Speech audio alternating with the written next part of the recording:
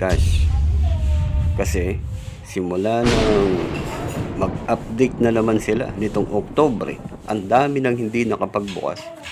May lumalabas na ganitong sulat kasi. Ganito. Ito ang lumalabas. In-screenshot ko siya. Pag binasa mo siya, makikita mo na yung device daw ay not secured. Kaya hindi mo siya mabuksan. Ang dapat gawin daw ay i-turn off yung dalawang kailangan sa settings. Kung ano yon, ito, developer option sa kayong unknown source. Yan ang kailangan i-off. Ngayon, pupunta tayo sa settings siyempre.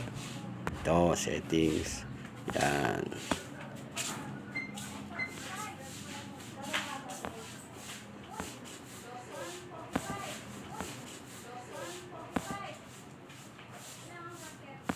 Settings, developer option. Hanapin natin yung ito, developer option. Yan. Kanina naka-off yan eh.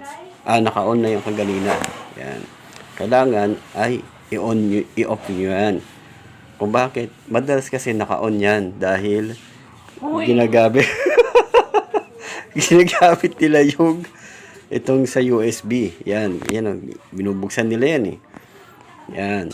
Saka yung animation, binabawasan nila yan yung iba. Yan o, yung scale yan. Kaya madalas may ginagawa pa ako, ikikialam ka eh. Yan, ganyan. Wala, naka-off yan. Okay. Tapos ang isa pa na kailangang i-off. Hindi mo na kailangan ano yan. Sandali lang, huwag ka makulit. Istorbo ka eh. Yan, dito pupunta ka dito para ma-off mo din yung mga naka-on sa unknown source. Ito isa sa mga hinahanap. Yan. Yung iba niyan, yung ibang dyan, apps, ay naka-on. Kaya kinailangang i-off ko yan. Yan. Isa yan sa hinahanap ng GCash para mabuksan mo siya. Yun. Di na off na natin pareho. Ito na yung magiging resulta niya. Yan. Yan, nabuksan ko siya. Laki, di ba? Oh, hinayang ako dyan. Laki-laki.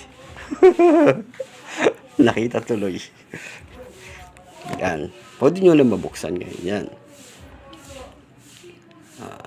Zara, pakatulog ha. That's all guys. Bye-bye.